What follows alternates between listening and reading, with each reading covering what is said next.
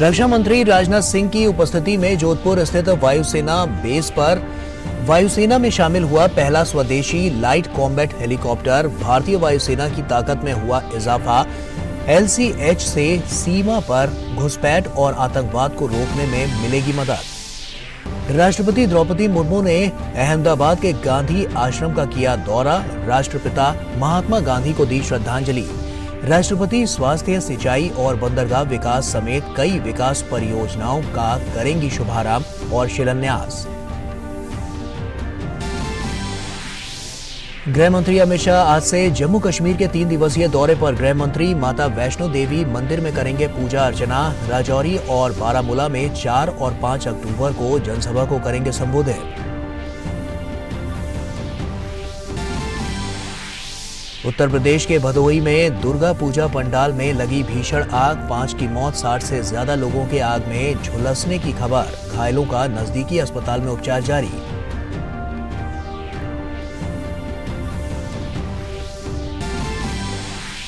छत्तीसवें राष्ट्रीय खेलों में आज एथलेटिक्स में पुरुषों के 10,000 मीटर रेस में सर्विसेज के गुलबीर सिंह ने जीता स्वर्ण।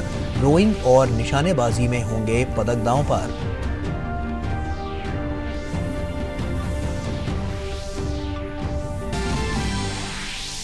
महाअष्टमी पर आज मंदिरों में लगा भक्तजनों का तांता। देवी दुर्गा के 8वें स्वरूप मां महागौरी की जाती है विशेष पूजा अर्चना।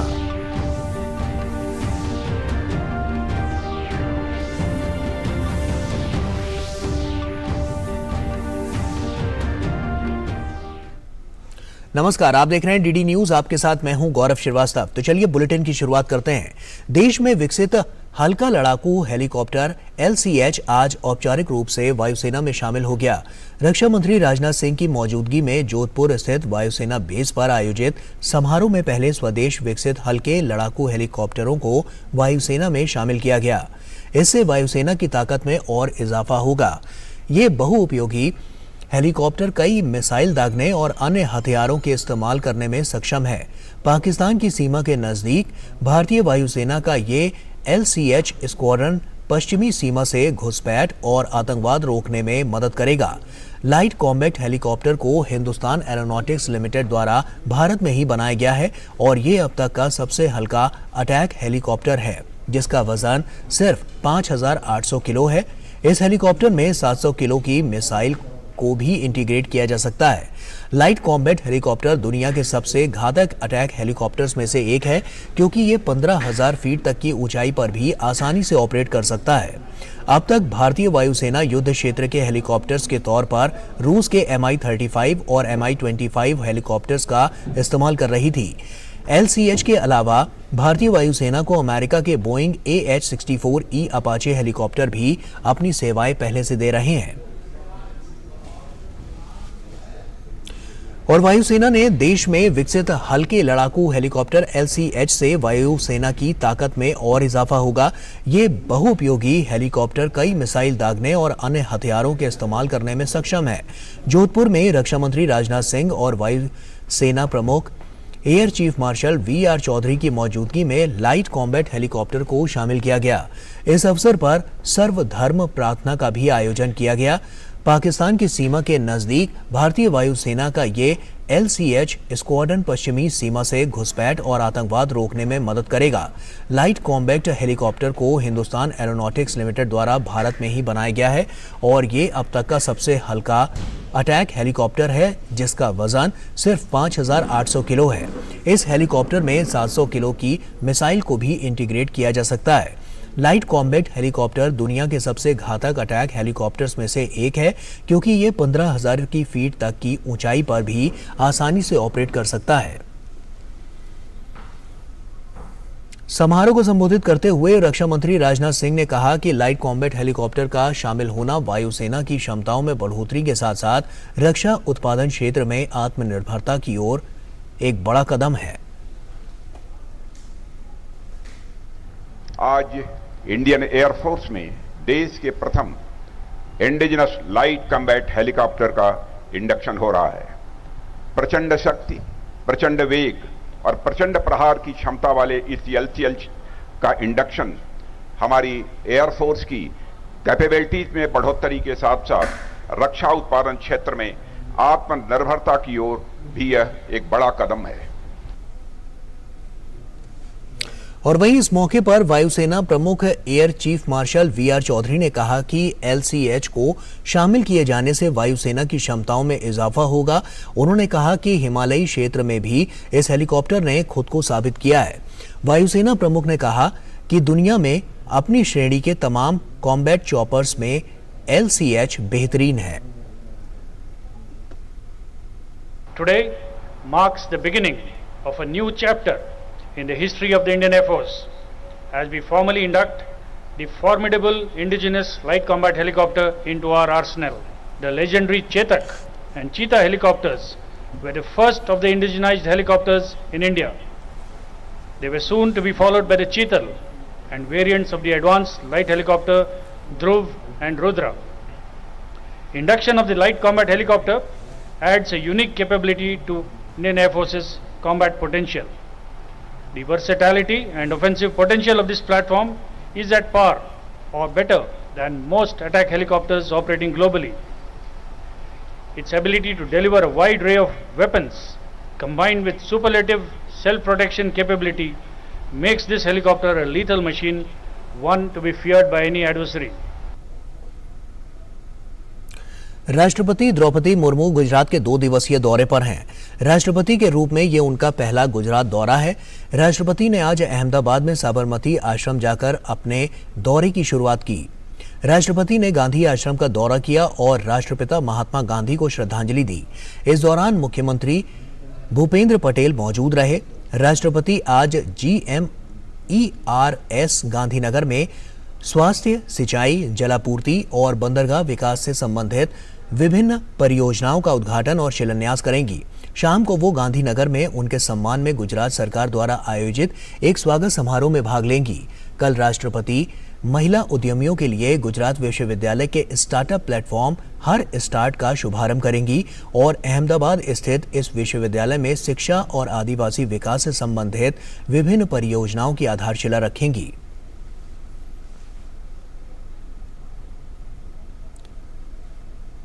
केंद्रीय गृह मंत्री अमित शाह 3 दिवसीय दौरे पर आज शाम जम्मू पहुंचेंगे। अपने दौरे में गृह मंत्री विकास की कई सौगात देंगे।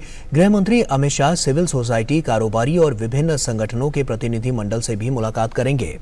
अगले दिन 4 अक्टूबर को अमित शाह मां वैष्णो देवी के दरबार में माथा टेकने के बाद राजौरी बस स्टैंड में रैली को संबोधित करेंगे। अमित शाह कानून व्यवस्था और आतंकी घटनाओं की भी समीक्षा करेंगे। केंद्रीय गृह मंत्री के दौरे को देखते हुए पूरे जम्मू में सुरक्षा के कड़े बंदोबस्त किए गए हैं।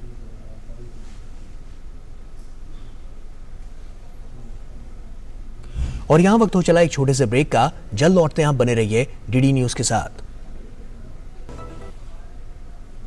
तो ब्रेक के बाद एक बार फिर से आप सभी का स्वागत है। उत्तर प्रदेश के भदोही के औराई कोतवाली से कुछ दूर नरथुआ स्थित एकता दुर्गा पूजा पंडाल में रविवार रात करीब 8 बजे आरती के समय भीषण आग लग गई।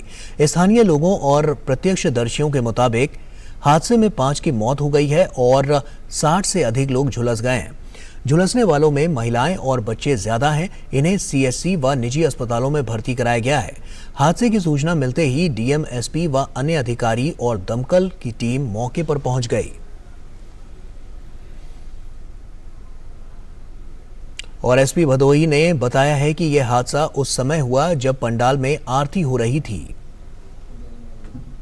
औराई कस्बे में 9 बजे के आसपास यहाँ पे एक दुर्गा पंडाल था, उसमें अचानक से आग लग गई। क्योंकि उस समय आरती का समय था, तो इसमें काफ़ी लोग थे। उसमें से 10 से 15 लोग जो हैं वो झुलसने की सूचना है। जो घायल हैं उनको तुरंत सूर्या ट्रॉमा सेंटर भेजा गया और अभी कुछ घायलों को बीएचयू ट्रॉमा सेंटर के लिए रवाना किया जा रहा है। और वहीं उत्तर प्रदेश के मुख्यमंत्री योगी आदित्यनाथ ने भदोही की घटना पर दुख जताया है। मुख्यमंत्री कार्यालय की ओर से ट्वीट कर कहा गया, मुख्यमंत्री जी ने भदोही में दुर्गा पूजा के पंडाल में लगी आग से हुई जनहानि पर गहरा शोक व्यक्त किया है। महाराज जी ने वरिष्ठ अधिकारियों को राहत व बचाव कार्य युद्ध स्तर पर संचालित करने तथा घायलों के उपचार की समुचित व्यवस्था करने हेतु निर्देश दिए हैं। महाराज जी ने शोक संतप्त परिजनों के प्रति अपनी संवेदनाएं व्यक्त करते हुए दिवंगत आत्माओं की शांति और घायलों के शीघ्र स्वास्थ्य लाभ की कामना की है। विकास हमारे सहयोगी हमारे साथ जुड़ रहे हैं। विकास, लगातार सुबह से हम इस खबर पर बने हुए हैं, आप लगातार अपडेट दे रहे हैं। ताज़ा जानकारी क्या मिल पाई है? आंकड़े अभी कहां तक पहुंचे हैं? क्या कोई बढ़ोतरी हुई है इन आंकड़ों में और घायलों की क्या स्थिति है? जी, घायलों का इलाज चल रहा है और मरने वालों की जो स्थिति मैंने अभी बताई थी 5 की जो है, अभी आधिकारिक कुछ 5 की है, क्योंकि कुछ लोगों की हालत गंभीर बताई जा रही है। अलग अलग अस्पतालों में जिनका इलाज चल रहा है। 42 लोगों का वाराणसी में और 4 लोगों का स्थानीय स्तर पर भदोही में ही चल रहा है इलाज, और 18 लोगों को भदोही में चल रहा है और 4 लोग प्रयागराज रेफर किए गए हैं, क्योंकि वाराणसी के बीएचयू सेंटर में जो लोग हैं वहाँ पर्याप्त सुविधाएं, वहाँ पे ट्रीटमेंट चल रहा है। और इस बीच मुख्यमंत्री योगी आदित्यनाथ ने एक बड़ा निर्देश जारी किया है। उन्होंने अपील की है पूरे प्रदेश में कि जहां पर भी पूजा पंडाल का निर्माण किया गया है वहां विद्युत और अग्नि के सुरक्षा मानकों को पूर्णतः पालन किए जाने की अपील की है। उन्होंने निर्देश दिया है पूरे प्रदेश आला अधिकारियों की वहां की सुरक्षा व्यवस्था सुनिश्चित कराई जाए, वहां पर इस घटना की कोई पुनरावृत्ति गंभीरता से लिया जाए। तो बिल्कुल जो है कह रहे हैं, और जैसा कि मैंने बताया गौरव की पूरी घटना के लिए SIT बनाई गई है, जो हालांकि आज सुबह अभी कुछ ही देर पहले आला अधिकारी घटना स्थल पे गए थे। उन्होंने मौके पर देखा वहां पे जो है, और खासतौर से हम अगर देखा जाए पूरे इस मामले में जो लोग गंभीर रूप से घायल हैं उनका इलाज चल रहा है। जो जिनकी हालत कम गंभीर है वो भदोही में स्थानीय अस्पतालों में एडमिट किए गए हैं, ट्रीटमेंट उनका चल रहा है। और कहीं ना कहीं इस तरीके की घटना, जिस तरीके से कल लगभग 9 बजे के आसपास एक घटना हुई थी, उस समय वहां पर आरती का समय था, आरती का समय था तो निश्चित रूप से जो पंडाल लगाया गया था, पंडाल एक विशेष आकृति दी जाती है जिसपे कपड़े और तमाम तरीके की चीजें सजावट के लिए लगाई जाती हैं। एग्जिट द्वार एक ही था वहां पे। सबसे बड़ी बात ये थी, जब आग लगती है कपड़ों में तो उस तरीके के सामग्रियों में जो सजावट की सामग्री होती है तो काफी तेजी से आग फैलती है। जो एक वीडियो में नजर भी आ रहा है, वहाँ काफी लोग थे, वो आग काफी तेजी से फैली। कुछ लोग जो निकल गए तकरीबन 150 से 250 के आसपास वहां पर भीड़ एकत्रित थी, भीड़ काफी ज्यादा थी, इसलिए जो लोग निकल गए उसके बाद भी आग की चपेट में काफी बड़ी संख्या में लोग आ गए हैं। 64 लोग बताया जा रहा है जो आए हैं इस आग की चपेट में। 64 लोग घायल हुए हैं, जो पूरी तरीके से घायल है, जिनको एडमिट कराया गया है। तो कहीं ना कहीं इस घटना की पुनरावृत्ति न हो, शासन प्रशासन इसके लिए मुख्यमंत्री कार्यालय के द्वारा निर्देश दिया गया है, मुख्यमंत्री योगी आदित्यनाथ के द्वारा। और घायलों के उपचार के लिए उन्होंने तत्काल वाराणसी, भदोही और प्रयागराज के उच्च अधिकारियों को निर्देश दिया है कि दवा में किसी प्रकार की कोई कमी न की जा सके, उच्च स्तरीय चिकित्सा सुविधा उनको मुहैया कराई जाए। इसके लिए शासन प्रशासन लगातार लगा हुआ है। उच्च अधिकारी अस्पताल प्रशासन के साथ मॉनिटरिंग कर रहे हैं, वहां पर जो पीड़ित है उनका इलाज चल रहा है।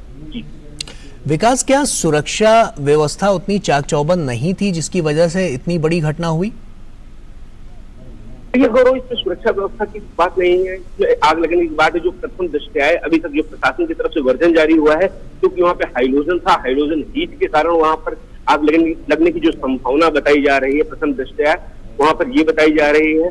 और क्योंकि जैसा मैंने बताया कि वहां पर जो पंडाल सजाया जाता है, दुर्गा पंडाल, यहाँ पे बहुत अच्छे सुंदर तरीके से सजाए जाते हैं, लेकिन उनमें जो सामग्री का प्रयोग होता है उसमें आग काफी तेजी से बहुत जल्दी पकड़ लेती है।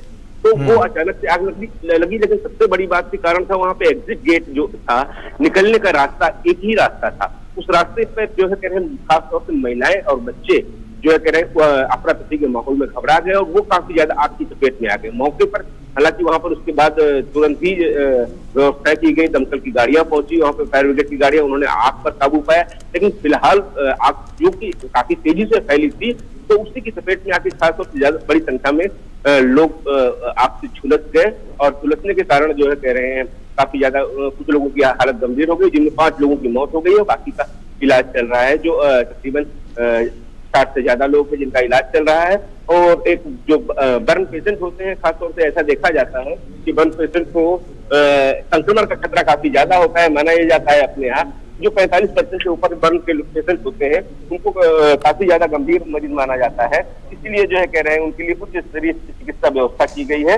और हालांकि BHU हॉस्पिटल में जो हाईटेक व्यवस्था वहाँ पे है, बहुत ही उच्च स्तरीय चिकित्सा सुविधा व्यवस्था है। एक बड़ी डॉक्टरों की टीम है जो निगरानी रख रही है बराबर। मरीजों को जो है कहने जल्द से जल्द स्वास्थ्य लाभ हो, इसके लिए काम किया जा रहा है। विकास, जो वहां पर प्रत्यक्षदर्शी रहे हैं, क्योंकि वो उन्होंने सब कुछ देखा है, तो क्या उनकी तरफ से कोई स्टेटमेंट अभी तक सामने आया है कि आखिर वो किस तरह से वहां पर आग लगी और जिस तरह की अफरा तफरी वहां पर देखने को मिली, और उसके बाद कितनी देर बाद पुलिस वहां पर पहुंची, प्रशासन के द्वारा जो कदम उठाए गए वो कितने कारगर साबित हुए? प्रत्यक्षदर्शियों का ये कहना है कि जो लोग काफी संख्या में वहां पर मौजूद थे, वहां पर उन्होंने जो बातचीत की है, उनका यह कहना था कि आग काफी तेजी से फैली थी। हालांकि उसके कुछ ही देर बाद प्रशासन की तरफ से जो मदद की गई थी, वो मदद की वहां पर पहुंच गई थी। लेकिन चूंकि आग रहती है कुछ ही मिनटों में, कुछ ही सेकंडों में प्रभावित कर देती है, तो इसका यही कारण रहा था कि आग जब बड़ी तेजी से उस पंडाल में फैली तो उसकी चपेट में काफी लोग आ गए। और इस हादसे का कारण में जो है कह रहे हैं, देखते हैं इसके जो कारण है। बाकी अगर हादसों के कारण की बात करें तो आला अधिकारी मौके पे कल पहुंच गए थे। मुख्यमंत्री योगी आदित्यनाथ ने यहाँ से निर्देश दिए थे। एडीजी जोन से लेकर तमाम बड़े वरिष्ठ अधिकारी भी मौके घटनास्थल पे पहुंचे थे। और वही जैसा कि मैंने बताया था कि उसके बाद जिस तरीके से वहां पर जो घायल थे उनको वहां से लेकर हॉस्पिटल पहुंचाने तक की व्यवस्था की गई थी, वो व्यवस्थाएं ग्रीन कॉरिडोर बना के की गई थी। एम्बुलेंस को किसी जाम में न फंसने पाए, इसके लिए विशेष निगरानी रखी गई थी। तमाम वहां चिकित्सा सेवाएं उनको मुहैया कराने की व्यवस्थाएं की गई थी। लेकिन घटना इतनी दर्दनाक थी, आग इतनी भीषण थी कि उसी आग के चपेट में आकर एक बड़ी संख्या में लोग आ गए हैं। अब किस तरीके से जो जांच होगी, इसमें ये चीजें आएंगी कि क्या वहां पर जो इतने लोगों की कैपेसिटी थी, वहां पे इतने ज्यादा लोग कैसे हुए, जो वहां पर जो एक प्रबंधक कमेटी होती है, कहीं उसका कितना इसमें कारण है, क्योंकि एक लिमिटेड जो कह रहे हैं जगह होती है, पंडाल जो बनाया जाता है पूजा का, वो मैदान के साथ एग्जिट एक ही गेट था, वहां पर इतनी बड़ी संख्या में लोग आ गए। आखिर जो है कह रहे हैं उनके लिए क्यों नहीं कुछ निगरानी रखी गई, ये सब चीजें जो है कह रहे हैं। यहाँ पे तमाम जो जांच के बाद साफ होगा कि यहाँ पर जो है कह रहे इतने ज्यादा लोगों को कैसे आने की अनुमति मिल गई। तो जो प्रबंधक कमेटी थी उसने इस पर नियंत्रण नहीं रखा। ये तमाम सारी ऐसी चीजें हैं जिन पर जो है कह रहे हैं जांच के बाद होगा। लेकिन इसको विकास, मुख्यमंत्री ने भी निर्देश साफ तौर पर जारी किए हैं। ऐसे में कितनी तेज गति से अब प्रशासन वहां पर काम करता हुआ नजर आ रहा है?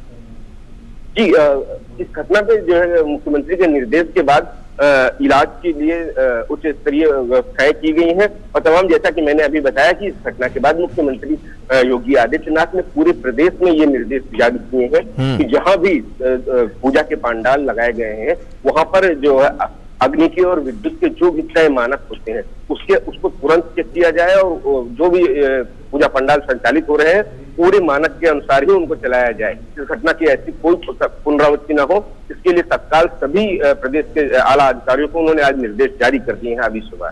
जी, ऐसे में आला अधिकारियों की तरफ से क्या स्टेटमेंट अभी तक रिलीज किया गया है? क्योंकि जैसा कि आपने खुद बताया कि एसआईटी को इस पूरे मामले की जांच सौंपी गई है, तो क्या उसमें अहम कुछ कड़ियां निकलकर सामने आती, क्या बड़ी बातें रहने वाली हैं जिस पर एसआईटी पूरी जांच करेगी? इसमें सबसे बड़ी बात होगी कि वहां पर जो है कह रहे हैं फायर यूनिवर्सिटी किस तरीके की थी, वहां पे वो जो खासतौर से जो विद्युत व्यवस्था की गई थी, वहां पे जो तार खींचकर एक आमतौर से देखते हैं खासतौर से छोटे जनपदों में, एक जो तार बिछाए जाते हैं पूरे पंडाल में, उनमें कहीं कहीं कटिंग होती है, ये सब चीजें होती है, क्या उनकी मॉनिटरिंग की गई थी? वहां पे फायर के लिए जो है कह रहे हैं क्या व्यवस्था की गई थी आग बुझाने के लिए? इस तरह की तमाम व्यवस्था होती है। तो विद्युत विभाग की तरफ से और फायर की तरफ से क्या कुछ वहां पर जो है किस तरीके से उनको परमिशन दी गई थी, ये सब चीजें जांच के घेरे में आएंगी और इनको आने के बाद घटना का कारण स्पष्ट हो सकेगा। और इसके साथ साथ ये भी एक बड़ी चीज रहेगी कि उस घटना पे जो कैपेसिटी होती है, एक लिमिट होती है कि पूजा के समय पर एक स्थान पर एक समय पर कितने लोग रह सकते हैं। क्योंकि इतनी बड़ी संख्या में लोग थे, क्या वहां इतने लोग रह सकते थे, इतने बड़ी संख्या में लोग? क्योंकि पंडाल था, पंडाल एक सीमित स्थान पर बनाया जाता है, तो वहां पर और एग्जिट गेट एक ही था, क्या उसका कोई मानक होता है? ये सब चीजें चेक की जाएंगी, यही सब चीजें जांच में आएंगी और जो दोषी होगा उसके खिलाफ सिर्फ मामला बनाकर कार्रवाई की जाएगी। ठीक है विकास, बहुत बहुत शुक्रिया। लेकिन आप नजर बनाकर रखिए, हम आगे भी आपसे अपडेट लेते रहेंगे। और आपको बता दें कि इस बीच एक बड़ी खबर सामने आ रही है, इस वक्त की बेहद ही बड़ी खबर इस वक्त की जो हम आपको बताने जा रहे हैं। आपको बता दें कि ईरान के यात्री विमान में बम की खबर सामने आई है, इस वक्त की बड़ी और अहम खबर जिससे हम आपको रूबरू करा रहे हैं। ईरान की महान एयर का जहाज तेहरान से चीन जा रहा था और ये सूत्रों के हवाले से ये खबर है, जैसा कि बताया जा रहा है महान एयर ने दिल्ली एयरपोर्ट से संपर्क किया था। तो इस वक्त की ये बड़ी और अहम खबर। तो ईरानी प्लेन में बम की धमकी के बाद अब आपको बता दें कि जो भारतीय एजेंसियां हैं वो भी लगातार सतर्क हो गई हैं, एक्टिव हो गई हैं और तेज गति से अब ये यहां पर एक एक्टिवनेस देखी जा रही है। और जब ये विमान भारतीय एयर स्पेस से गुजर रहा था तभी ये धमकी भरी कॉल आई थी। तो आपको बता दें कि महान एयर ने ये बड़ी बात और इस वक्त की ये बड़ी अपडेट, बड़ी खबर हम आपको बता रहे हैं। भारत की वायु सीमा से बाहर इस तरह की स्थिति देखी गई है और उसके बाद अब लगातार इस पर पैनी नजर रखी जा रही है। तो इस वक्त की बड़ी खबर, ईरान की महान एयर का जहाज तेहरान से चीन जा रहा है, सूत्रों के हवाले से यह खबर। और भारतीय सुरक्षा एजेंसियां जो हैं वो अब अलर्ट मोड पर आ चुकी हैं। तो इसकी तहकीकात की जा रही है कि आखिर क्या इसमें से बड़ी बातें निकलकर सामने आती हैं। तो ईरान के एक प्लेन में बम की यह धमकी है जिसमें भारतीय एजेंसियां अब अलर्ट हो चुकी हैं। ईरान के प्लेन ने दिल्ली में लैंडिंग की इजाजत मांगी थी। ईरान का यह प्लेन चीन के ग्वांगझाऊ जा रहा था, तो चीन जा रहा था। और आपको बता दें कि इस वक्त की ये बड़ी खबर जिस पर हमारी पैनी नजर बनी हुई है। तो ऐसे में इस वक्त की बड़ी खबर, बड़ी अपडेट के साथ हम आपके साथ बता रहे हैं। तो भारतीय हवाई क्षेत्र से गुजर रहे ईरान के यात्री विमान में बम होने की खबर मिली है। सूत्रों के मुताबिक विमान में बम होने की खबर के बाद अलर्ट जारी कर दिया गया है। यात्री विमान अब चीन की ओर बढ़ रहा है। वहीं सुरक्षा एजेंसियों को विमान की निगरानी की जिम्मेदारी सौंपी गई है। एटीएस सूत्रों के अनुसार ईरान के तेहरान से चीन के ग्वांगझू के रास्ते में जाते हुए महान एयर ने दिल्ली हवाई अड्डे के एटीसी से संपर्क किया और दिल्ली में तत्काल लैंडिंग के लिए अनुमति मांगी। दिल्ली एटीसी ने विमान को जयपुर जाने का सुझाव दिया, लेकिन विमान के पायलट ने मना कर भारतीय हवाई क्षेत्र को छोड़ दिया। तो आपको बता दें कि ये बड़ी और अहम खबर और इससे जुड़ी तमाम जो नई अपडेट निकलकर सामने आ रही है वो हम आपके साथ साझा कर रहे हैं। तो ऐसे में ये बड़ी खबर जिसमें आपको बता दें कि भारतीय हवाई क्षेत्र से गुजर रहे ईरान के यात्री विमान में बम होने की ये खबर मिली है। सूत्रों के मुताबिक विमान में बम होने की खबर के बाद अलर्ट जारी कर दिया गया है। जो एजेंसियां हैं वो अलर्ट पर हैं, एक्शन मोड में हैं और इससे जुड़ी लगातार जो नई अपडेट निकलकर सामने आ रही है वो हम आपके साथ साझा कर रहे हैं। तो इस वक्त की बड़ी और अहम खबर, भारतीय हवाई क्षेत्र से गुजर रहे ईरान के यात्री विमान में बम होने की खबर मिली है और सूत्रों के मुताबिक विमान में बम होने की खबर के बाद अलर्ट जारी कर दिया गया है। यात्री विमान अब चीन की ओर बढ़ रहा है। तो इस वक्त की ये बड़ी और अहम खबर जिससे हम आपको रूबरू करा रहे हैं। और कहा यह भी जा रहा है कि विमान में बम की खबर, आपको बता दें कि ये सूत्रों के हवाले से हम आपको बता रहे हैं। इस पर ज्यादा जानकारी के लिए हमारे सहयोगी अरुण हमारे साथ जुड़ चुके हैं। अरुण, सबसे पहले रोशनी डालिए कि क्या है ये पूरा मामला, क्योंकि जिस तरह की जो बातें सामने आ रही हैं कि बम होने की जो खबर मिली है उससे अब जो सुरक्षा एजेंसियां हैं वो एक्टिव मोड में, एक्शन मोड में नजर आ रही हैं। इस पर नजर डालिए और विस्तार से बताइए क्या जानकारी है आपके पास। देखिए, दिल्ली एटीसी के जो सोर्सेज हैं उन्होंने हमें ये बताया है कि उन्हें एक कॉल आया सुबह, पायलट ने अप्रोच किया प्राइमरली। सबसे पहले आपको बता दूं कि महान एयरलाइंस जो ईरान की एयरलाइन है, ये सुबह के आसपास इसने टेक ऑफ किया था तेहरान से और इसका जो डेस्टिनेशन था वो ग्वांगझाऊ था, चाइना के अंदर। अब जाहिर सी बात है जब ईरान से कोई फ्लाइट अगर चाइनीज टेरिटरी चाइना की तरफ जा रही है तो इंडियन एयर स्पेस से होते हुए गुजरेगी। तो अब जो हमें एटीसी के सोर्सेज इस बात को बता रहे हैं वो ये बता रहे हैं कि जब ये दिल्ली एयरपोर्ट के पास या फिर जो इंडियन एयर स्पेस में जब ईरान का ये प्लेन यानी कि जो महान एयरलाइन है इसने अप्रोच किया है, तब प्राइमरीली इसको एक बॉम्ब थ्रेट अलार्म था इसके पास में, इसको बॉम्ब थ्रेट की एक बात पता चलती। तो पायलट ने अप्रोच किया दिल्ली एटीसी के पास में कि वो लैंड करना चाहता है दिल्ली एयरपोर्ट के ऊपर। हम जो फ्लाइट रेडार नाम की जो एप्लीकेशन आती है इसको अगर हम ट्रैक करके देखें, जो अभी हम विजुअल्स में भी देख रहे थे, जो हम दिखा रहे कि कैसे जो ये जो रियल टाइम जो डेस्टिनेशन की तरफ जैसे ये जो महान एयरलाइन बढ़ रहा था तो उसने दिल्ली जो एयरपोर्ट के ऊपर कम से कम 2 चक्कर लगाए हैं। यानी कि ये जाहिर सी बात है कि वो अप्रोच कर रहा था एटीसी से कि वो लैंड करना चाहता है।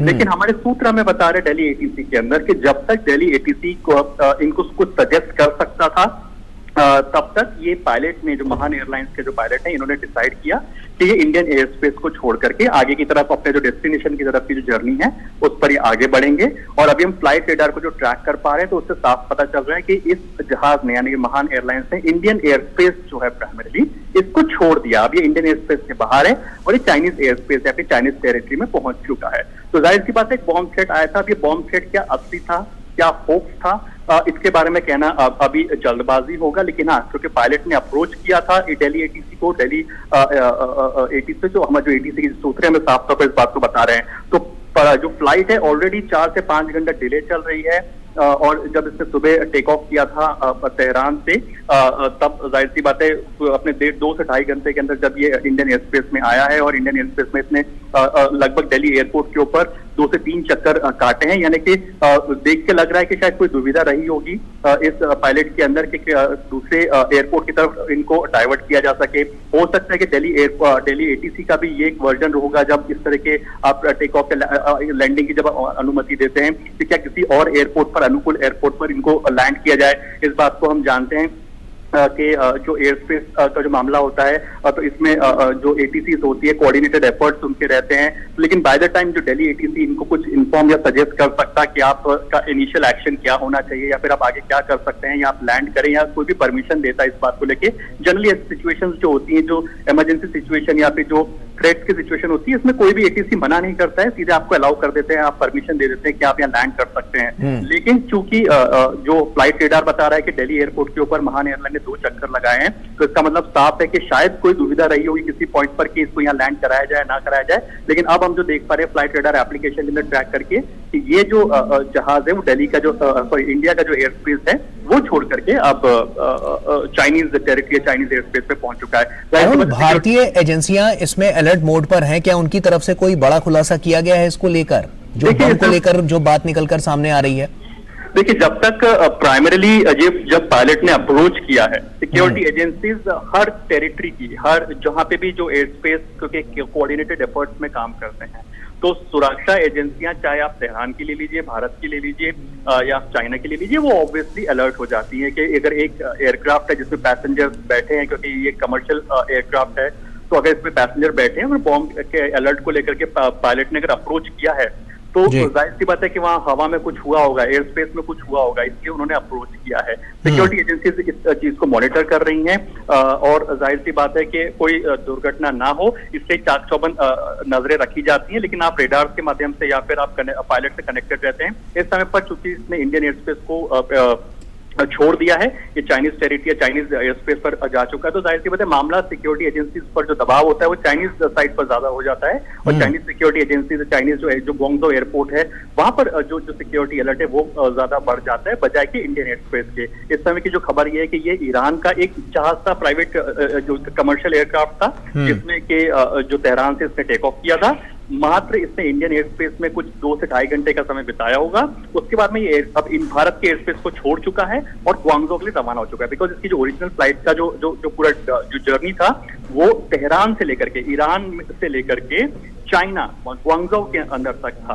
तो जाहिर सी बात है इंडियन एयर स्पेस में कुछ समय पर था। बॉम्ब थ्रेट उस समय पर आया जब इंडियन एयर स्पेस के अंदर था, तो उस समय पर कुछ चिंता का विषय था। लेकिन अब यहाँ इंडियन एयर स्पेस को लीव कर चुका है, छोड़ चुका है। ठीक है, शुक्रिया अरुण तमाम जानकारियां हमसे साझा करने के लिए। तो इस बड़ी खबर से हम आपको रूबरू करा रहे थे। आगे बढ़ते हैं। देश की राजधानी दिल्ली से सटे गुरुग्राम में एक 3 मंजिला इमारत का एक हिस्सा गिरने से एक व्यक्ति की मौत हो गई और कई श्रमिक दब गए। यह हादसा तब हुआ जब एक पुरानी इमारत को तोड़ा जा रहा था। इसी दौरान इमारत ढह गई। इनमें से 2 को सुरक्षित बाहर निकाल लिया गया है, जबकि मलबे में दबे अन्य श्रमिकों को निकालने का काम तेज गति से जारी है। सुरक्षित निकाले गए श्रमिक को नजदीक के अस्पताल में भर्ती कराया गया है।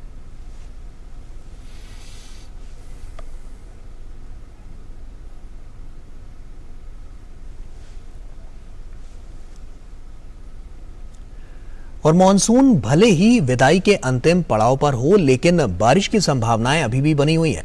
मौसम विभाग के ताजा पूर्वानुमान के मुताबिक आगामी 6 अक्टूबर से एक बार फिर हिमाचल प्रदेश समेत 3 राज्यों में भारी बारिश का दौर चल सकता है।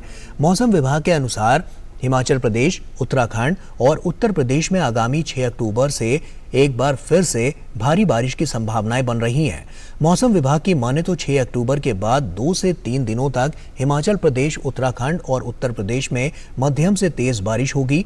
इसके अलावा उत्तर पूर्व भारत अगले 3 से 4 दिनों तक तेज बारिश के आसार हैं। वहीं मौसम विभाग ने बताया है कि ओडिशा में 6 अक्टूबर तक, गंगेय पश्चिम बंगाल में 4 अक्टूबर, झारखंड में आज और कल, बिहार में 4 से 5 अक्टूबर, उत्तर पूर्व मध्य प्रदेश में 5 से 6 अक्टूबर, उत्तर पश्चिम मध्य प्रदेश में 6 अक्टूबर और छत्तीसगढ़ में 4 से 5 अक्टूबर को गरज के साथ मध्यम से तेज बारिश हो सकती है। मौसम विभाग ने बीते सप्ताह अनुमान जताया था कि सितंबर माह के अंत में उत्तर भारत से मानसून की विदाई हो जाएगी। कहीं कहीं तो विधिवत मानसून की विदाई हो भी चुकी है, लेकिन उसके बाद भी भारी बारिश की चेतावनी ने लोगों की चिंताएं बढ़ा दी हैं। और शारदीय नवरात्रि की आज महादुर्गा अष्टमी है। महाअष्टमी पर मंदिरों में भक्तजनों की सुबह से ही उनका तांता लगा हुआ है। इस दिन देवी दुर्गा के 8वें स्वरूप मां महागौरी की विशेष पूजा अर्चना की जाती है। साथ ही इस अवसर पर मां दुर्गा के बड़े बड़े पंडालों में दुर्गा मां की विशेष आराधना की जाती है।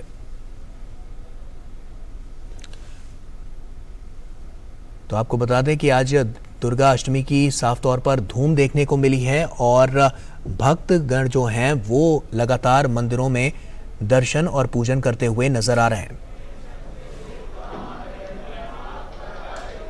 प्रधानमंत्री नरेंद्र मोदी ने महाअष्टमी की शुभकामनाएं दी हैं। अपने ट्वीट में प्रधानमंत्री ने कामना की, महाअष्टमी की अनंत शुभकामनाएं। मां महागौरी हर किसी के जीवन में सौभाग्य, संपन्नता और सफलता लेकर आए। प्रधानमंत्री ने अपनी शुभकामना संदेश में एक आरती भी साझा की है।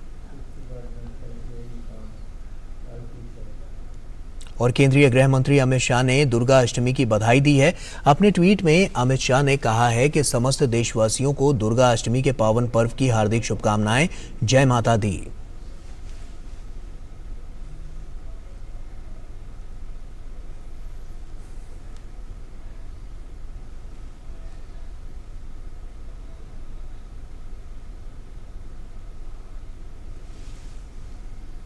इंडोनेशिया के पूर्वी जावा प्रांत में एक फुटबॉल मैच के दौरान मची भगदड़ में 125 लोगों की मौत और 320 लोगों के घायल होने के कारण इंडोनेशियाई शीर्ष लीग BRI लीग 1 ने एक सप्ताह के लिए खेलों पर रोक लगा दी है। इंडोनेशिया के राष्ट्रपति ने जांच के आदेश जारी कर दिए हैं। वहीं फीफा ने भी इंडोनेशिया के फुटबॉल संघ से रिपोर्ट मांगी है।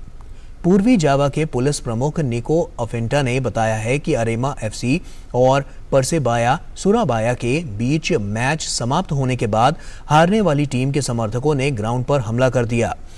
इस पर पुलिस ने आंसू गैस के गोले छोड़े, जिससे भगदड़ मच गई। वहीं पीड़ितों को श्रद्धांजलि देने के लिए स्टेडियम के गेट के बाहर लोग जमा हुए और मोमबत्तियां जलाई। विदेश मंत्री डॉक्टर एस जयशंकर ने इस हादसे पर गहरा दुख प्रकट किया है। अपने ट्वीट संदेश में उन्होंने कहा है कि फुटबॉल स्टेडियम में हुए हादसे से गहरा दुख हुआ। उन्होंने कहा कि शोक संतप्त परिवारों और हमारे इंडोनेशियाई दोस्तों के प्रति मेरी संवेदनाएं। घायलों के शीघ्र स्वस्थ होने की कामना। और वहीं ब्राजील में राष्ट्रपति का चुनाव रन ऑफ दौर में पहुंच गया है। ब्राजील के चुनाव प्राधिकरण ने पुष्टि की है कि ब्राजील के लोग 30 अक्टूबर को अब रन ऑफ चुनाव में मतदान करेंगे।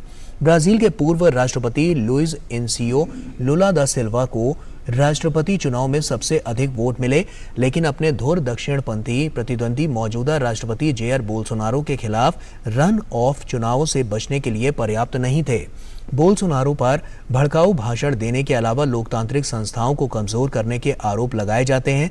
इसके अतिरिक्त देश में कोविड-19 महामारी की चुनौती से निपटने के उनके प्रयासों की भी आलोचना की जाती है। और अमेजन वर्षा वन में बीते 15 वर्षों के दौरान वनों की सबसे अधिक कटाई के लिए भी उन्हें जिम्मेदार ठहराया जाता है। भारत ने कनाडा के ब्रैम्पटन में हाल ही में अनावरण किए गए पार्क श्री भगवद गीता में रविवार को की गई तोड़फोड़ की कड़ी निंदा की है। भारत ने कनाडा सरकार से घृणा अपराध के अपराधियों के खिलाफ त्वरित जांच और कार्रवाई करने का आग्रह किया है। पहले इस पार्क का नाम ट्रॉयर्स पार्क था। जिसे बाद में बदलकर श्री भगवद गीता पार्क कर दिया गया। कनाडा में भारतीय उच्चायोग ने ट्वीट कर इस घटना की कड़ी निंदा करते हुए क्षेत्रीय पुलिस से जांच करने और अपराधियों पर त्वरित कार्रवाई करने का आग्रह किया। ब्रैम्पटन के मेयर पैट्रिक ब्राउन ने पार्क में तोड़फोड़ की पुष्टि की और कहा कि कनाडा में इस तरह के हमलों की कोई जगह नहीं है।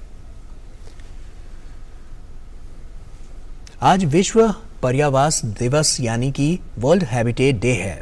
हर साल ये दिन अक्टूबर महीने के पहले सोमवार को मनाया जाता है। इस दिन का उद्देश्य मानव बस्तियों की समस्या को हल करने के लिए सरकारों और पूरे समाज का ध्यान आकर्षित करना है। साथ ही पूरी दुनिया को मानव बस्तियों के विकास के लिए प्रयास करने का आह्वान करना है। विश्व पर्यावास दिवस को हर साल एक थीम के तहत मनाया जाता है। इस साल की theme mind in the gap, leave no one and place behind है। इस बार का विषय शहरों और मानव बस्तियों में बढ़ती असमानता और चुनौतियों की समस्या को देखता है। इस साल इस दिवस की मेजबानी टर्की कर रहा है। गौरतलब है कि 1985 में संयुक्त राष्ट्र ने हर साल अक्टूबर महीने के पहले सोमवार को विश्व पर्यावास दिवस के रूप में मनाने का ऐलान किया था। विश्व पर्यावास दिवस पहली बार 1986 में केन्या के नैरोबी में मनाया गया था और उस वर्ष की थीम थी शेल्टर इज माई राइट।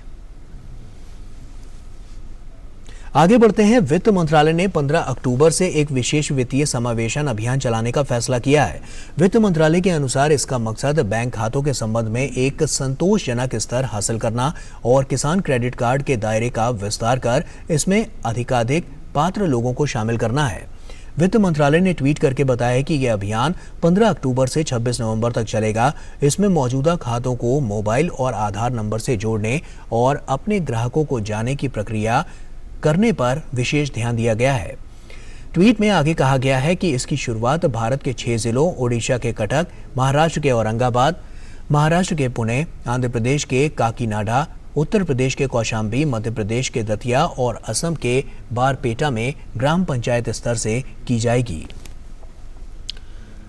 राष्ट्रीय खेलों में आज पुरुषों की 10,000 मीटर की स्वर्ण सर्विसेज की गुलवीर सिंह ने अपने नाम कर लिया। गुलवीर ने अंतिम लैप में बढ़त हासिल करते हुए पहला स्थान हासिल किया।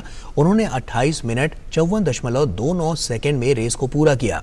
उत्तर प्रदेश के अभिषेक पाल ने दूसरा स्थान हासिल करके रजत पदक और सर्विसेज के ही कार्तिक कुमार ने कांस्य पदक हासिल किया। महिलाओं की 10,000 मीटर में हिमाचल प्रदेश की सीमा ने स्वर्ण पदक जीता। सीमा ने 33 मिनट 58.80 सेकंड का समय निकाला। हरियाणा की भारती ने रजत और उत्तर प्रदेश की कविता यादव को कांस्य पदक प्राप्त हुआ। और गुजरात में चल रहे 36वें राष्ट्रीय खेलों में बेहतरीन प्रदर्शन हर दिन देखने को मिल रहे हैं और ऐसा ही एक प्रदर्शन महिला एथलीट ज्योति याराजी ने किया, जिन्होंने 100 मीटर स्पर्धा का स्वर्ण पदक अपने नाम किया। ज्योति याराजी आंध्र प्रदेश की रहने वाली हैं और उन्होंने अपने इस सफर के दौरान किन किन चुनौतियों का सामना किया, इस सब पर उनसे खास बातचीत की गुजरात में मौजूद हमारे संवाददाता गौरव कुमार ने। 100 मीटर दौड़ में ज्योति याराजी ने गोल्ड मेडल जीता है।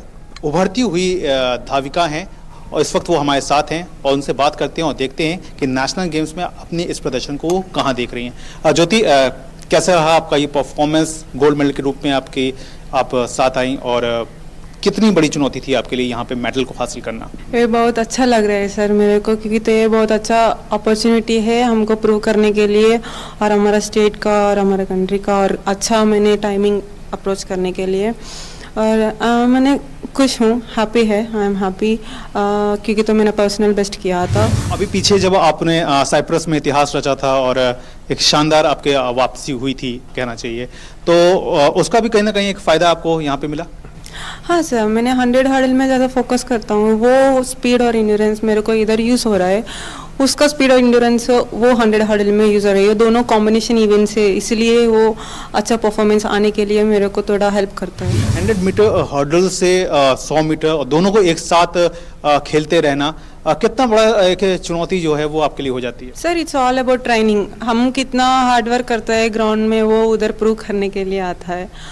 तो मेरा कोच मेरे को अच्छा से ट्रेनिंग दिया, तो मैंने वो 100 हर्डल के अच्छा से प्रिपेयर हुआ, तो वो ही इधर आके मैंने 100 भी थोड़ा कितना भाग सकते हैं देखा मैंने, तो आज अच्छा भाग। स्पीड और स्किल्स पर किस तरह से काम कर रही हैं आप? वो अच्छा है सर, अब इम्प्रूव हो रहा हूँ मैं अभी अभी। और मेरा कौन सा थोड़ा स्लो है वो ट्रेनिंग पैटर्न मेरा कोच देखता है, वो उसमें थोड़ा फोकस करके। और हमारा रिलायंस फाउंडेशन एक है उड़ीसा में, उड़ीसा और रिलायंस फाउंडेशन बहुत अच्छा हेल्प करता है, अच्छा स्पेशलिटीज है। यहाँ तक पहुँचना कितना टफेस्ट रहा है अपनी पूरी जर्नी को अगर आप देखें? आई एम हैप्पी इधर तक आया और जाना है सर, अभी तो शुरू हुआ था। और मेरा कंट्री को मैं रिप्रेजेंट करके मैं प्राउड लेके आना है। और मेरा मम्मा पापा को और मेरा किसने मेरा को इतना बिलीव करके मेरा पीछे है सब लोग, तो वो लोग का all I want to prove and I am glad that I have some target to reach. Government की तरफ से अब कितना ज़्यादा सपोर्ट जो है वो एथलेटिक्स के क्षेत्र में अब आप देख रहे हैं कि अब बहुत ज़्यादा किस तरह से डेवलप हो रहा है? गवर्नमेंट अभी बहुत अच्छा इंकरेज कर रहे हैं सर बच्चों लोग को, क्योंकि तो वो लोग अभी बहुत अच्छा स्कॉलरशिप्स आ रहे हैं, तो फंड्स आ रहे हैं। It's going to be like whoever parents we can't afford, so हम लोग को थोड़ा घर में भी देने के लिए हेल्प करता है और थोड़ा माइंड को फ्री रखने के लिए होता है, क्योंकि तो सभी फैमिलीज अफोर्ड नहीं कर सकते। अभी आगे का टारगेट आपका? Next competition is like open nationals है, तो उसके बाद हाफ सीजन शुरू करना है और ऑलवेज ओलंपिक्स। तो ये हैं ज्योति यारा जी, जिन्होंने 100 मीटर में गोल्ड मेडल हासिल किया है। और उनका लक्ष्य उन्होंने साफ कह दिया है कि लक्ष्य जो है वो पेरिस ओलंपिक में मेडल हासिल करना है। हालांकि इसके लिए वो फूक के कदम रख रही हैं और अपने आगे की जर्नी को वो इस तरह से आगे देख रही हैं कि मेडल आए या ना आए, लेकिन एक्सपोजर जो है वो इंटरनेशनल इवेंट में उनको लगातार मिलता रहे, जो उनके लिए काफ़ी फायदेमंद रहेगा। कैमरामैन राहुल चोपड़ा के साथ मैं गौरव कुमार, डीडी न्यूज़, गांधीनगर, गुजरात। और वहीं पिछले 7 सालों से राष्ट्रीय खेलों का बेसब्री से इंतजार था। ये खेल अपनी अलग पहचान रखते हैं, क्योंकि बीते वर्षों में इन खेलों में शिरकत कर रहे खिलाड़ी सुर्खियों में आते थे और फिर राष्ट्रीय टीम में पहुंचकर देश के लिए खेलने का सौभाग्य हासिल करते थे। आइए देखते हैं इस रिपोर्ट में इन खिलाड़ियों की वापसी से खिलाड़ियों में किस तरह का उत्साह है। और आइए अब एक बार फिर से रुक करते हैं, आपको बता दें कि जोधपुर एयरबेस से ये हम सीधी तस्वीरें आपको दिखा रहे हैं इस कार्यक्रम की। और यहाँ पर राजनाथ सिंह शिरकत कर रहे थे और थोड़ी देर पहले उन्होंने संबोधन भी किया था। और ये सीधी तस्वीर हम आपको दिखा रहे हैं, रक्षा मंत्री राजनाथ सिंह हेलीकॉप्टर में बैठते हुए इस वक्त ये जोधपुर के एयरबेस से ये सीधी तस्वीरें। आपको बता दें कि बड़ा महत्वपूर्ण ये दिन है और ऐसे में वायुसेना के बेड़े में LCH हेलीकॉप्टर शामिल हुआ है और उसकी अब ये राइड लेते हुए रक्षा मंत्री राजनाथ सिंह यहाँ पर पूरी तैयारी के साथ, और अभी कुछ ही देर में वो इसकी राइड भी लेंगे। तो बड़ा महत्वपूर्ण ये दिन है और सीधी तस्वीरें जोधपुर के एयरपोर्ट से हम आपको दिखा रहे हैं। तो काफ़ी महत्वपूर्ण ये पूरा दिन। और ये पूरा आपको बता दें कि इससे पहले वायुसेना ने देश में विकसित हल्के लड़ाकू हेलीकॉप्टर LCH से वायुसेना की ताकत में और इजाफा कर लिया है। और ये बहुउपयोगी हेलीकॉप्टर कई मिसाइल दागने और अन्य हथियारों के इस्तेमाल करने में सक्षम है।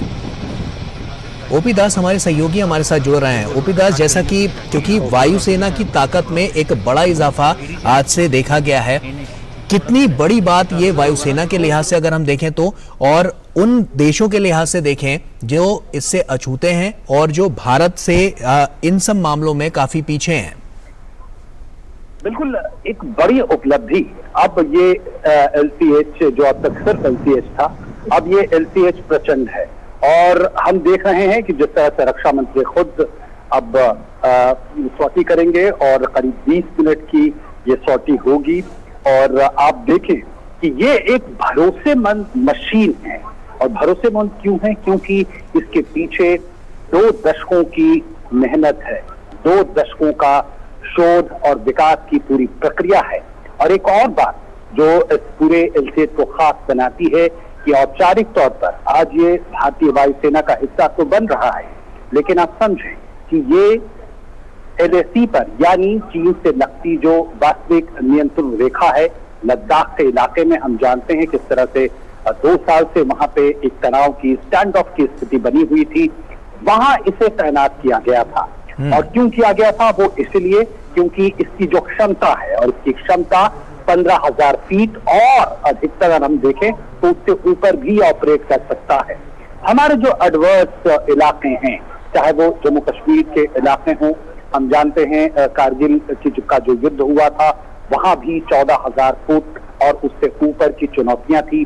सियाचिन जो 18,000 फुट और उसके ऊपर की चुनौतियां हैं। तो इन चुनौतियों को देखते हुए ही इसे डिजाइन किया गया है और उस लिहाज से दुनिया का ये सबसे शक्तिशाली लाइट कॉम्बैट एयरक्राफ्ट या हेलीकॉप्टर है। अब आप देख सकते होंगे तस्वीरों में कि अब किस तरह से रक्षा मंत्री खुद इसकी सौटी करेंगे और तमाम जो इसकी गुणवत्ता है, इसके जो खासियतें हैं उसका खुद से अवलोकन करेंगे। आप देख सकते होंगे कि ये जो LCH प्रचंड है ये टैंडम सिटिंग है, यानी जो परंपरागत हेलीकॉप्टर होते हैं जो इसके पहले हम या अभी भी इस्तेमाल कर रहे हैं, चाहे वो हम बात कर ले रुद्रा की बात कर ले या हम बात कर ले ALH ध्रुव की बात कर ले, इनमें जो पायलट होते हैं वो साथ साथ बैठते हैं।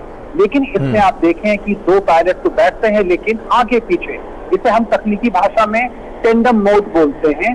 और इसी जो दूसरी सीट है वहां पे रक्षा मंत्री खुद बैठे हैं और आगे की तरफ पायलट है। तो ये फीचर जानबूझकर इसलिए तैयार किया गया है ताकि जो point of area, contact of area जो दुश्मन के लिए हो, दुश्मन के रेडार के लिए हो, वो कितना कम से कम हो सकता है। इसीलिए इसे कहा जा रहा है कि इसमें सेल्फ फीचर है। सेल्फ फीचर का मतलब ये हुआ कि दुश्मन के रेडार से, उसकी नजरों से कितना बचा जा सकता है, कैसे बचा जा सकता है। और इसीलिए इसका डिजाइन अपने आप में खास है। दुनिया के बेहद कम ऐसे हेलीकॉप्टर हैं जो इस तरह के डिजाइन को अपनाए हैं और वो खासकर इसलिए क्योंकि जब इस तरह की बॉडी या फ्रेम होता है उसी मुताबिक इंजन का भी उसकी क्षमता निर्धारित की जाती है, हथियारों का डिप्लॉयमेंट किया जाता है। तो अब वो क्षण आ चुका है। हम देख चुके हैं कि भारतीय वायुसेना का हिस्सा LCH प्रचंड बन चुका है और उसका जो पहला स्क्वाड्रन है उसे धनुष का नाम दिया गया है। 143 स्क्वाड्रन धनुष है ये।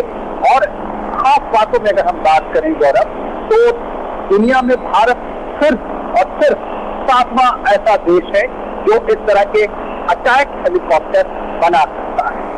इस समय भारत के पास कई तरह के हेलीकॉप्टर मौजूद हैं भारतीय वायुसेना में। इसके अलावा जो नेवल का आर्म विंग है, एयर विंग है, इसके अलावा जो आर्मी यानी वायुसेना का जो वायुसेना या कहें उसके जो एविएशन का जो पूरा उनके पास का जो सामान, अगर इन सबको हम मिलाकर देखें तो हमारे पास कई तरह के हमारे पास अटैक हेलीकॉप्टर रुद्रा है। इसके अलावा हमारे पास जो लाइट एडवांस लाइट हेलीकॉप्टर है वो हमारे पास ध्रुव है और अब हमारे पास ये LCH है। ये अपने आप में पूरी विकास यात्रा को दिखाता है और ये भी दिखाता है कि जैसी जरूरत है, जो गुणवत्ता हमें जरूरत है युद्ध भूमि में अलग अलग भौगोलिक परिस्थितियों में, उसके मुताबिक हमने इस हेलीकॉप्टर के इस बेड़े में शामिल होने के बाद अगर हम देखें तो युद्धक क्षमता पर कितना और क्या प्रभाव पड़ता हुआ नजर आएगा? देखिए, जिस तरह से हमने जिक्र किया कि जो LCH की जो पूरी परिकल्पना है उसकी शुरुआत 1999 के कारगिल युद्ध के दौरान हुई और कारगिल युद्ध के दौरान हम जानते हैं कि दुश्मन कारगिल द्रास की पहाड़ियों पर जो LOC है उसके लक्ष्मी पहाड़ियों पर आकर बैठ गया था। न सिर्फ बैठा था बल्कि वहां पे बंकर बनाए थे। तो अब उन बंकरों को नष्ट करना एक चुनौती थी। तो उस समय हमने ट्रांसपोर्ट जो हमारे पास हेलीकॉप्टर, चाहे MI-15 हो, MI-17 हो या MI-17B, जो अलग अलग वेरिएंट है, बेसिकली ये लॉजिस्टिकल हेलीकॉप्टर थे जिनमें हमने बैरल या कहे कि मिसाइल लॉन्चर फिट करके दुश्मनों के बंकरों पे हमला किया था। लेकिन उसमें हमें उतनी सफलता नहीं मिल पाई। उस समय से ये विचार आया कि हमारे पास ऐसे हेलीकॉप्टर होने चाहिए जो हमला करने की क्षमता रखते हो मिसाइल के जरिए, कैनन के जरिए और इसके अलावा दूसरे हथियारों के जरिए जो जमीन पर भी हमला कर सके हवा से और हवा से हवा में भी मार कर सके। उस पे काम होता रहा और धीरे धीरे हम आज इस स्थिति में पहुंचे हैं कि अब अगर ऐसी परिस्थितियां आएगी जैसे जो हाई टेरेन है, हाई ऑल्टीट्यूड टेरेन है, यानी ऊंची जगह है जहां 10,000 फीट से ऊपर दुश्मन बैठा है या कोई ऐसा ऑपरेशन है, तो ये जो आप हेलीकॉप्टर देख रहे हैं ये दरअसल में युद्ध की उन्हीं परिस्थितियों में बेहद निर्णायक होगा। क्योंकि ये 15,000 फुट और उसके ऊपर भी ऑपरेट कर सकता है और ये दुश्मन के बंकरों को लेजर गाइडेड मिसाइलों से नष्ट कर सकता है। इसके पास 20 mm की गन लगी है, इसका मतलब ये है कि इससे गोलियों की बौछार कर सकता है, 1 मिनट में 170 राउंड से ज्यादा फायर कर सकता है। इसके अलावा ये बड़ी मुश्किल टेरेन में भी लैंड कर सकता है, वहां से टेक ऑफ कर सकता है।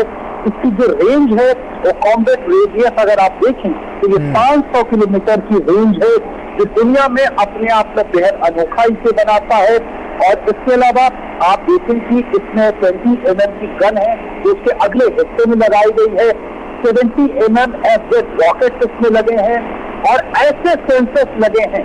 गौरव, ये बात हमारे बच्चों के लिए बेहद महत्वपूर्ण होगी, जिसमें ऐसे सेंसर्स लगे हैं जो दुश्मन मौजूद है आगे उससे पहले ही भाप लेता है और इस तरह के सुरक्षा कवच बनाए गए हैं जो दुश्मन के हमले से इसको बचाते हैं और बचाते ही नहीं बल्कि इस तरह की मैन्यूवर इसमें क्वालिटीज हैं, इस तरह की हरकत ये कर सकता है कि दुश्मन के मिसाइल या हमले को निशाने से आए बगैर ये सुरक्षित लैंड कर सकता है। तो ये जो तमाम खूबियां हैं गौरव, ये इसे बेहद महत्वपूर्ण बनाती हैं।